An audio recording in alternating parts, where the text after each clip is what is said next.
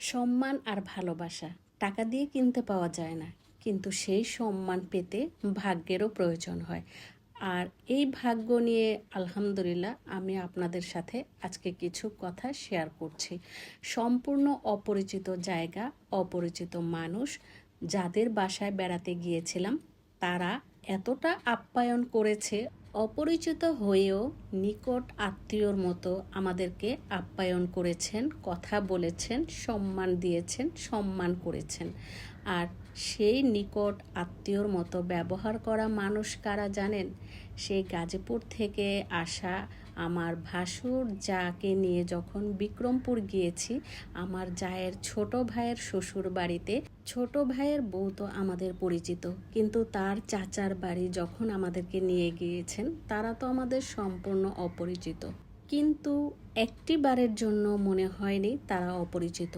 আমার কাছে তো মনে হয়েছে কত যুগ আগে তাদের সাথে আমাদের পরিচয় হয়েছে, তাদের সাথে কথা হয়েছে, যে কারণে একটি মুহূর্তের মধ্যেও মনে হয়নি আমরা তাদের অপরিচিত বা তারা আমাদের অপরিচিত। আসসালামু আলাইকুম, আশা করি সবাই ভালো আছেন। আলহামদুলিল্লাহ আমিও আপনাদের দোয়ায় ভালো আছি। আমার ভিডিও যারা দেখেন তারা তো জানেন যে এবার আমি ঢাকায় ঈদ করেছি, আর গাজীপুর থেকে আমার আত্মীয় স্বজন পরিবারের সদস্যরা যেহেতু ঢাকায় ঈদ করেছে তাদেরকে নিয়ে, মানে হচ্ছে আমার যা ভাসুরকে নিয়েই কিন্তু আমরা বিক্রমপুর গিয়েছিলাম বেড়াতে। ঈদের পর ঘুরতে যাওয়া বা বেড়াতে যাওয়া এরকম কখনো খুব বেশি একটা হয়ে ওঠে না, কিন্তু এবার যেহেতু আমরা ঢাকায় ছিলাম সে কারণে আমাদের একটু ঘোরাফেরাটা হয়েছে। আলহামদুলিল্লাহ পরিবারের সদস্যদেরকে নিয়ে একটু ঘুরতে ফিরতে পেরেছি। আমি বেশ কয়েকটা জায়গায় ঈদের পরে ঘুরেছি আমার যাকে নিয়ে।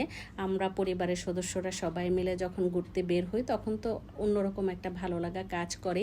কিন্তু এবার বিক্রমপুর আসার পর বিক্রমপুরের যে ঐতিহ্যবাহী বাড়িগুলো আছে এগুলো তো আমার কাছে কি বলবো, একদম অন্যরকম একটা ভালো লাগা কাজ করেছে।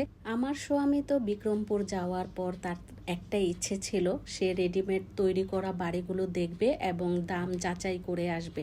তার তো খুব ইচ্ছে এরকম কাঠের তৈরি করা বাড়ি, যেটা কিনা আমাদের গাজীপুরে বাংলো বাড়িতে সে এরকম কাঠের তৈরি করা ঘর বানাবে বা রাখবে, এরকম একটা ইচ্ছে ছিল।